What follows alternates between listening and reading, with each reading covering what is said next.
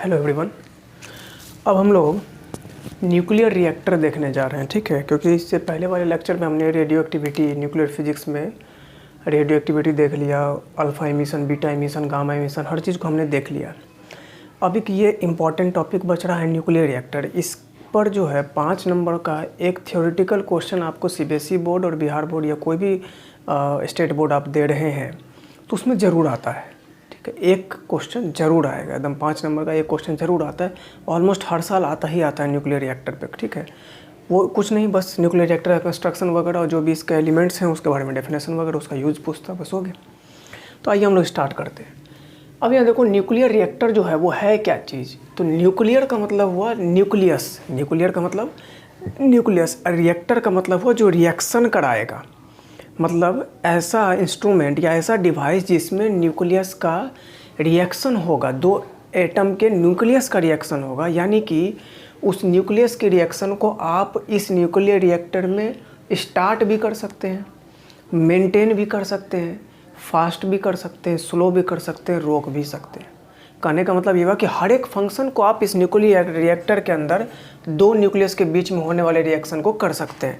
यानी कि आप उस रिएक्शन को इनिशिएट भी कर सकते हैं, मेंटेन भी कर सकते हैं और कंट्रोल भी कर सकते हैं, ठीक है। न्यूक्लियर रिएक्टर जो होता है, इसको सबसे पहले बताया था न्यूक्लियर रिएक्टर के बारे में किसने, तो फर्मी सर ने, ठीक है। एक फर्मी साइंटिस्ट थे। 1 फर्मी बराबर आपने पढ़ा भी है, इलेक्ट्रोस्टैटिक्स में मैंने पढ़ाया भी आपको, 10⁻⁻15 मीटर। तो फर्मी जो थे उन्होंने सबसे पहले इस न्यूक्लियर रिएक्टर के बारे में बताया था। और इंडिया में जो न्यूक्लियर रिएक्टर बना, उसका सबसे पहले जो इंडिया में न्यूक्लियर रिएक्टर बना था उसका नाम था अप्सरा, ठीक है। पहला न्यूक्लियर रिएक्टर जिसका नाम क्या था, अप्सरा था। अब समझो कि न्यूक्लियर रिएक्टर का ज़रूरत क्यों पड़ता है। तो न्यूक्लियर रिएक्टर का ज़रूरत पड़ता है हमको, फास्ट मूविंग न्यूट्रॉन्स चाहिए हमको उसमें से, ठीक है। किसी भी एलिमेंट के लिए हमको एटम बम बनाने के लिए, हाइड्रोजन बम बनाने के लिए जो हमको फास्ट मूविंग न्यूट्रॉन्स चाहिए, उस न्यूट्रॉन को हम लोग न्यूक्लियर रिएक्टर से ले सकते हैं, फास्ट मूविंग न्यूट्रॉन को। प्लूटोनियम 239 एक जो आइसोटोप होता है जिसका इस्तेमाल न्यूक्लियर रिएक्टर के फ्यूल में भी होता है, प्लूटोनियम 239 को भी गेन करने के लिए, यूरेनियम 239 को भी गेन करने के लिए हम लोग न्यूक्लियर रिएक्टर का इस्तेमाल करते हैं। जो सबसे मोस्ट इम्पॉर्टेंट बात यह है कि न्यूक्लियर रिएक्टर का सबसे ज़्यादा यूज आज के डेट में कहाँ हो रहा है, तो न्यूक्लियर पावर प्लांट। आपने नाम सुना होगा न्यूक्लियर पावर प्लांट। 3-4 टाइप के पावर प्लांट होते हैं, एक thermal power plant, hydro power plant, nuclear power plant. तो थर्मल पावर प्लांट होता है, उसमें कोयला को जला करके बॉयलर से हीट स्टीम वगैरह जनरेट करके इलेक्ट्रिसिटी, बिजली पैदा किया जाता है, उसको बोलते हैं thermal power plant. Hydro power plant होता है, पानी को बहुत ऊंचाई से गिरा करके टरबाइन को घुमाते हैं और तब जो है वो बिजली पैदा करते हैं, उसको बोलते हैं हाइड्रो पावर प्लांट। और ये जो न्यूक्लियर पावर प्लांट होता है, इसमें हम लोग न्यूक्लियर रिएक्टर के सहायता से एनर्जी, बिजली पैदा करते हैं, इसी को बोलते हैं न्यूक्लियर पावर प्लांट। आज इंडिया में भी कुछ जगहों पर न्यूक्लियर पावर प्लांट बना है और उससे बिजली का उत्पादन चल रहा है, लेकिन है ये बहुत डेंजरस। अगर थोड़ा भी न्यूक्लियर पावर प्लांट से अगर न्यूक्लियस एनर्जी रिलीज हुई तो ये बहुत जो है सो आपको नुकसान दे सकता है। अब यहाँ देखिए, इसी को हम लोग न्यूक्लियर रिएक्टर का ही एक और नाम होता है एटॉमिक पाइल। तो हो सकता है सीबीएसई बोर्ड में या किसी बोर्ड एग्जाम में आपको एटॉमिक पाइल लिख करके पूछ दे तो आप उसको न्यूक्लियर रिएक्टर ही समझेंगे। क्या होता है इसका पूरा ये डायग्राम है, इसको आप एकदम जैसे मर्जी वैसे चार्ट लो, एकदम ध्यान रखना पड़ेगा। अब देखो क्या है, ये साइड साइड में जो ब्लैक वाला आपको हैचिंग किया हुआ नज़र आ रहा है, ये जो आपको नज़र आ रहा है ये वाला, इसको हम लोग बोलते हैं कंक्रीट वॉल। इस कंक्रीट वॉल के अंदर में आपको एक कोर रखा हुआ है, एक ये चेम्बर है। इस चेम्बर में ये जो ग्रीन वाला आपको नज़र आ रहा है ये कूलेंट है। ग्रीन वाला जो नज़र आ रहा है ये आ रहा है कूलेंट। कूलेंट जो इन करता है वो ठंडा कूलेंट इन करेगा और जो बाहर निकलता है वो गर्म निकलता है। आई बस कूलेंट का नाम से ही क्लियर है, कूल करने वाला, जो ठंडा कर देगा, रिएक्शन को थोड़ा सा जो है सो हीट एनर्जी को थोड़ा सा एब्जॉर्ब करेगा, ठीक है। इसमें जो न्यूक्लियर फ्यूजन रिएक्शन होता है, फ्यूजन मतलब न्यूक्लियस का जो फ्यूजन है, फ्यूजन आपको बताया था हमने, टूटने वाला जो रिएक्शन सब होता है, तो फ्यूजन के लिए ही ये रिएक्शन वैलिड है, फ्यूजन के लिए नहीं वैलिड है।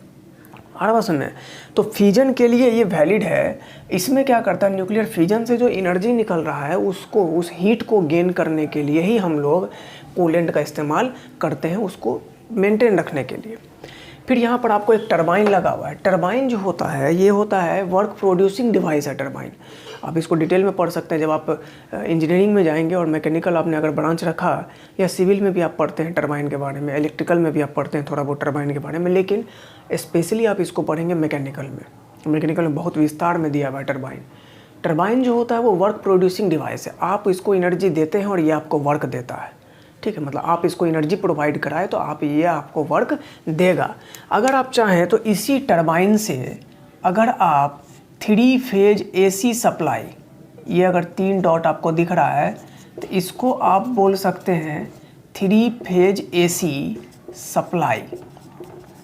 3 फेज वाला अगर AC कनेक्ट कर दे, अपने इंडिया में 3 फेज AC चलता है। आपने सुना होगा कि कभी कभी गांव में लोग एकदम रूरल लैंग्वेज में बोलते हैं कि हमारे फेज में लाइन नहीं है, दूसरा के फेज में है। तो इसका मतलब वो 3 फेज का AC सप्लाई चलता है बाबू, ठीक है। 3 फेज AC सप्लाई है तो उसमें किसी एक फेज में लाइन नहीं आ रहा है, तो बिजली नहीं आ रही है, इलेक्ट्रिसिटी नहीं आ रही है, तो आप उसको दूसरे फेज में कन्वर्ट कर सकते हैं। तो टरबाइन जो है वो आपको एक तरह से AC जनरेट करेगा, अल्टरनेटिंग करंट जनरेट करेगा। उसी के लिए आप उसको 3 फेज AC सप्लाई कर सकते हैं। वहाँ से आप बिजली प्रोड्यूस करेंगे, इलेक्ट्रिसिटी प्रोड्यूस करेंगे, जिसको आप पूरे टाउन में, पूरे सिटी में, हर जगह आप उसको घरों में आप सप्लाई दे सकते हैं। अब यहाँ समझो इसमें क्या होता है। तो ये जो रॉड आपको दिखाई दे रहा है, इस रॉड्स को हम लोग बोलते हैं मॉडरेटर। रॉड को क्या बोलेंगे? मॉडरेटर। और ये जो आपको दिखाई दे रहा है, ये 3 पिलर टाइप जो नज़र आ रहा है, इसको बोलते हैं फ्यूल एलिमेंट्स। मतलब फ्यूल इससे एक्सटिंग्विश होते हैं, स्प्रे के जैसा निकलता रहता है।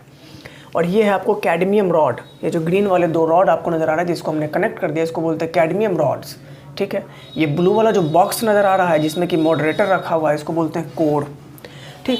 और ये जो ग्रीन वाला नज़र आ रहा है इसको बोलते हैं हीट एक्सचेंजर। ये आपका कंडेंसर, वाटर यहाँ से इन किया, ये आपको 3 फेज AC सप्लाई दिया, टरबाइन वगैरह लगा हुआ है।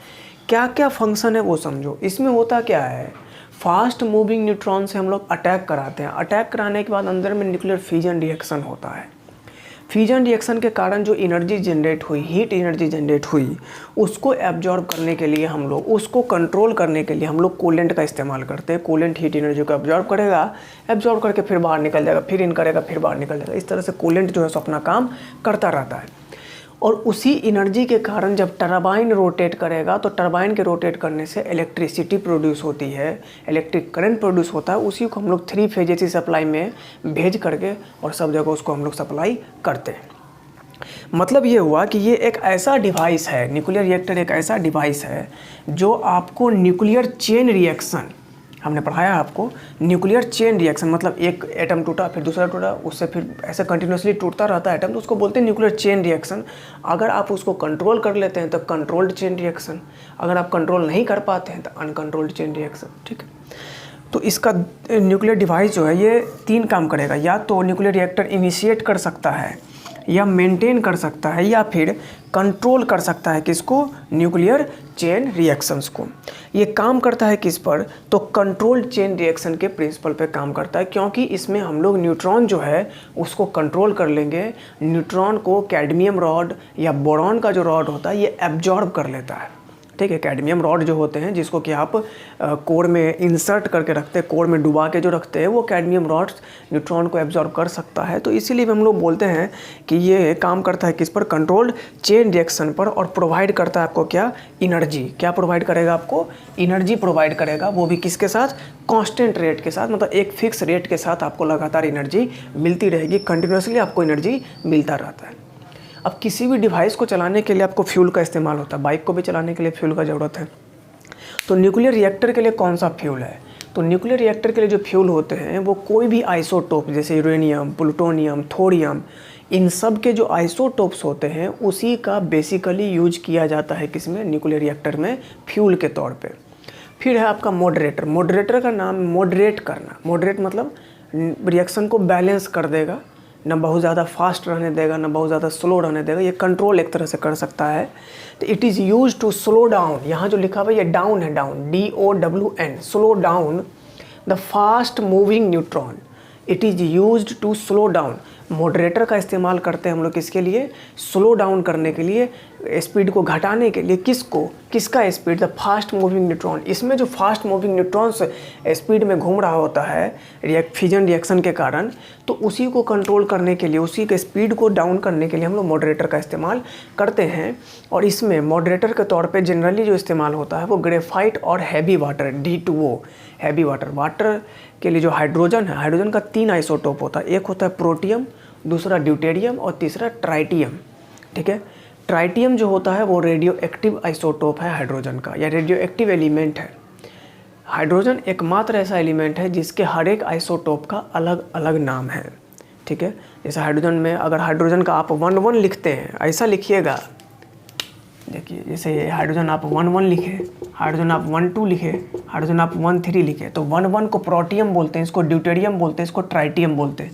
यही जो 1,2 है इसी को कैपिटल D बोला जाता है। तो D2O होगा वो हैवी वाटर कहलाता है। तो D2O यानी कि हैवी वाटर का ही इस्तेमाल और ग्रेफाइट का ही इस्तेमाल हम लोग किस में करते हैं, तो मॉडरेटर के तौर पे कर सकते हैं। ये कॉमनली यूज़ होता है। एक और मॉडरेटर होता है beryllium oxide.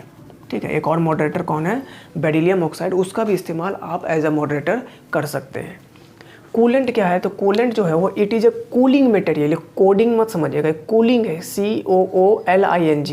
It is a cooling material which is used to remove the heat from fusion in reactor. ये सब बात मैंने आपको पहले बोल दी।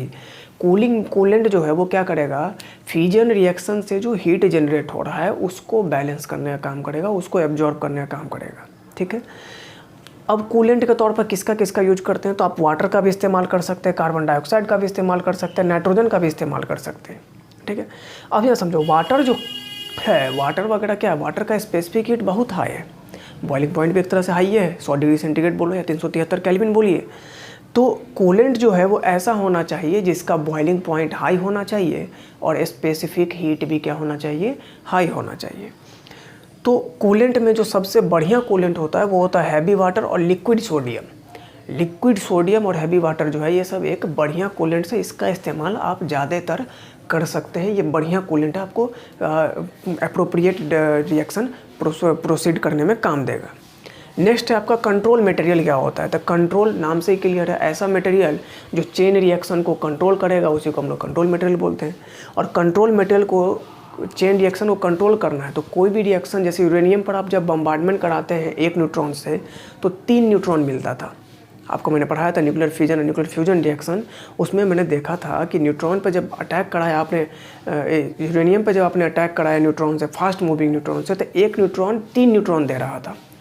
तो अब इस तरह से ये रिएक्शन तो 3 से 9, 9 से 27 इस तरह से बढ़ता रहेगा, तो ये तो अनकंट्रोल्ड चेन रिएक्शन है। तो उसको कैसे कंट्रोल करें, तो कंट्रोल करने के लिए उस न्यूट्रॉन को जो है वो एब्जॉर्ब करने वाला चाहिए, यानी कि 1 से 3 और 3 से 9 नहीं हो।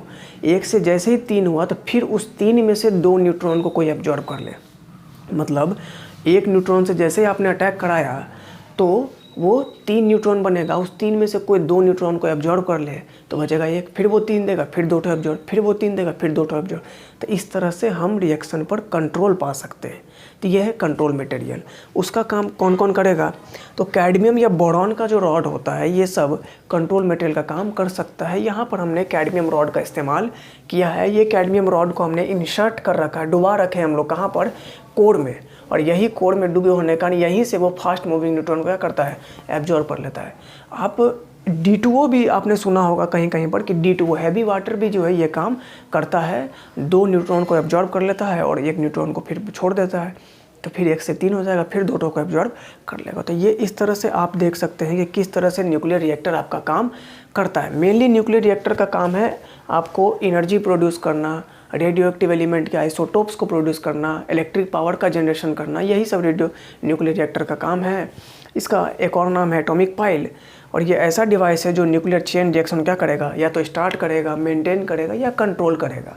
किसके प्रिंसिपल पर, किस बेस पर काम करता है, तो कंट्रोल्ड चेन रिएक्शन पर काम करता है और लगातार आपको एनर्जी प्रोवाइड कराएगा, वो भी एट अ कांस्टेंट रेट। तो ये सारे एलिमेंट्स को आप ढंग से, इस पूरे थ्योरी को आप नोट कर लीजिए। इसके आगे फिर अभी हम लोग देखते हैं।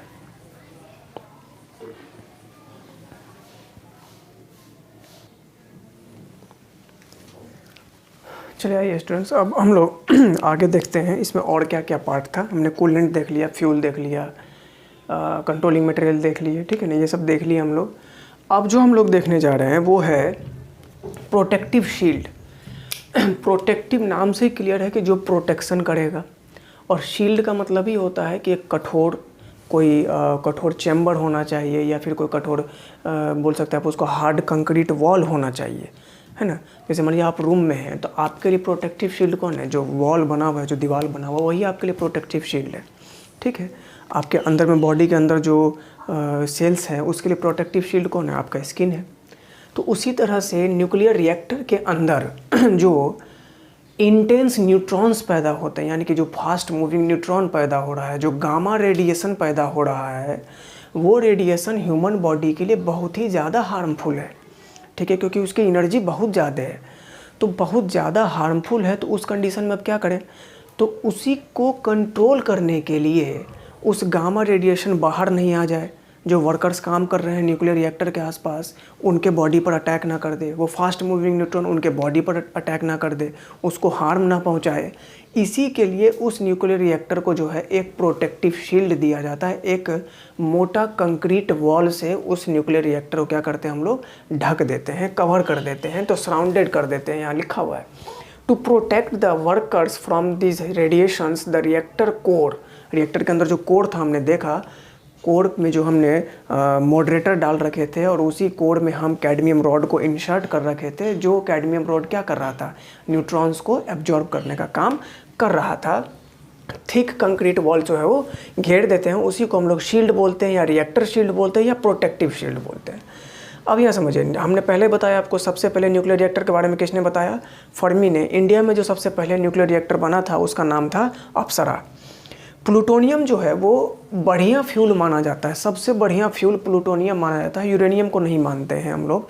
न्यूक्लियर रिएक्टर में चलाने के लिए जो फ्यूल है वो किसी का भी आइसोटोप हो सकता है, थोरियम का भी हो सकता है, प्लूटोनियम का भी हो सकता है, या फिर यूरेनियम का भी हो सकता है। लेकिन बेस्ट कौन सा है? तो बेस्ट है आपका प्लूटोनियम। क्यों?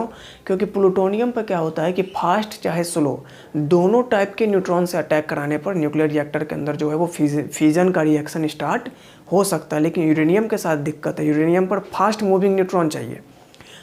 यूरेनियम पर अटैक कराना है तो न्यूट्रॉन का स्पीड बहुत हाई होना चाहिए, फास्ट मूविंग।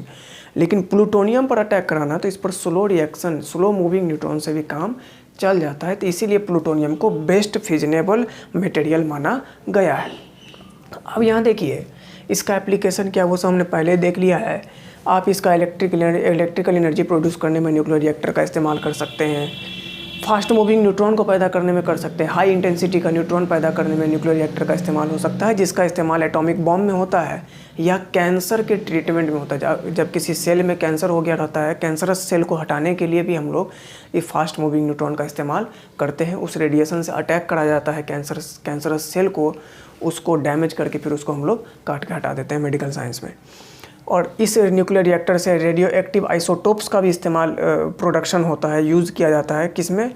तो मेडिकल में, स्किन ट्रीटमेंट के लिए, ब्लड टेस्ट के लिए, थायराइड ग्लैंड के टेस्ट के लिए, ठीक है। फिर एग्रीकल्चर में पेस्टिसाइडर वगैरह बनाने के लिए, इंडस्ट्री में इस सब का इस्तेमाल रेडियो एक्टिव आइसोटोप्स का यूज किया जाता है।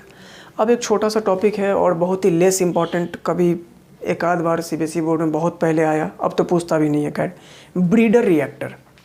ब्रीडर नाम से ही क्लियर है, आपने सुना होगा हाइब्रिड। तो ब्रीड का मतलब क्या होता है? जो दो तीन चीज़ को आपने मिक्स किया या कोई एक ही चीज़ से कोई दूसरा चीज़ निकला जो पुराने वाले से बेटर है। कोई न्यू जनरेशन जो ओल्ड जनरेशन के कंपैरिजन में, ओल्ड मटेरियल के कंपैरिजन में अगर न्यू मटेरियल बेटर है तो बोलते हैं ये ब्रीड है इसका, ठीक है। तो ब्रीडर रिएक्टर वो होता है जो आपको जितना न्यूक्लियाई आप उसको दिए, जितना फ्यूजनेबल न्यूक्लियाई या जितना नॉन फ्यूजनेबल न्यूक्लियाई आप उसको दिए, उसके कंपैरिजन में आपको ज़्यादा फ्यूजनेबल न्यूक्लियाई देगा। आप उसको नॉन फ्यूजनेबल न्यूक्लियाई दिए या लेस फ्यूजनेबल, नॉन फ्यूजनेबल या लेस फ्यूजनेबल न्यूक्लियाई आप दिए और आपको वो ज़्यादा फ्यूजनेबल न्यूक्लियाई दे दिया, तो अच्छा क्वालिटी का न्यूक्लियाई दिया जो न्यूक्लियर फ्यूजन रिएक्शन को फास्ट कर सकता है, न्यूक्लियर फ्यूजन रिएक्शन में ज़्यादा काम आने वाला न्यूक्लियाई दिया। आप उसको दिए थे कम, लेकिन वो आपको बढ़िया न्यूक्लियाई दिया, अच्छा क्वालिटी का न्यूक्लियाई दिया, ज़्यादा फ्यूजनेबल न्यूक्लियाई दिया, तो उसी को बोलते हैं हम लोग ब्रीडर रिएक्टर। जैसे यहाँ देखो, जो नेचुरल यूरेनियम होता है उसमें यूरेनियम जो 235 है उसका मात्रा बहुत कम है 0.7%, और जो यूरेनियम 238 है उसका मात्रा बहुत होता है 99.3%। अगर आप इस पर न्यूट्रॉन से अटैक कराएंगे तो एटॉमिक नंबर यहाँ 92 है, यहाँ 0 है, तो 92 + 0 92 ही रह जाएगा, लेकिन 238 238 + 1 239 हो गया। फिर आप बीटा से अटैक कराएं, तो बीटा पार्टिकल से अटैक कराने पर आपको मैंने बताया था कि बीटा पार्टिकल से जब आप अटैक कराएंगे तो बीटा पार्टिकल से अटैक कराने पर क्या होता है, तो बीटा पार्टिकल से अटैक कराने पर आपका एटॉमिक नंबर 1 से बढ़ता है और mass number as it is रह जाता है, जिसके कारण क्या होता है, तो पेरेंट न्यूक्लियाई और डाउटर न्यूक्लियाई के बीच में आइसोबार्स का रिलेशन होता था। ये मैंने आपको बताया था। तो 92 239, फिर तो बीटा से अटैक कराया तो एटॉमिक नंबर 1 से बढ़ा, फिर बीटा से अटैक कराया, फिर एटॉमिक नंबर 1 से बढ़ा, तो यहाँ क्या बन गया, प्लूटोनियम। आपने दिया था यूरेनियम जो कि नॉन फिजिनेबल न्यूक्लियाई था, और आप उसको अटैक करा के क्या कर दिए, प्लूटोनियम बना दिए जो कि मोर फिजिनेबल न्यूक्लियाई है। इसी का इस्तेमाल न्यूक्लियर रिएक्टर में भी करते हैं, इस पॉइंट में क्लियर लिखा हुआ है। तो आपने ब्रीडर रिएक्टर में क्या किया, मोर फिजिनेबल न्यूक्लियर प्रोड्यूस किया, जबकि नॉन फिजिनेबल यूरेनियम से। ठीक है। दूसरा, ब्रीडर रिएक्टर में, ये इंपॉर्टेंट पॉइंट है, ऑब्जेक्टिव में आ सकता है। ब्रीडर रिएक्टर में क्या होता है, तो सोडियम और पोटेशियम के एलॉय, सोडियम और पोटेशियम के एलॉय यानी कि मिश्र धातु जिसको आप हिंदी में बोलते हैं, सोडियम और पोटेशियम के एलॉय का इस्तेमाल किया जाता है ब्रीडर रिएक्टर में एज अ कूलेंट। क्योंकि जब ये रिएक्शन होगा तो बहुत ज़्यादा एनर्जी रिलीज होगी, हीट एनर्जी रिलीज होगी, उसको कंट्रोल करने के लिए आपको कोई तो कूलेंट चाहिए जो इस हीट एनर्जी को एब्जॉर्ब कर ले, तो वही होता है कूलेंट के तौर पर हम लोग इस्तेमाल करते हैं alloy of sodium and potassium. Clear है। तो स्टूडेंट्स, ये था आपको न्यूक्लियर फिजिक्स, ये कम्प्लीटली ख़त्म हो गया। अब इससे ज़्यादा का आपको ज़रूरत बिल्कुल भी नहीं है। हमने एटॉमिक फिजिक्स, न्यूक्लियर फिजिक्स और फोटो इलेक्ट्रिक इफेक्ट तीनों चीज़ को, मॉडर्न फिजिक्स का 3 पार्ट हमने देख लिया, और अब जो हमारा पार्ट होगा वो नेक्स्ट पार्ट होगा हमारा एक्सरे। ठीक है। एक्सरे को हम लोग देखेंगे और फिर धीरे धीरे हम लोग न्यूमेरिकल में एंटर कर जाएंगे। Thank you.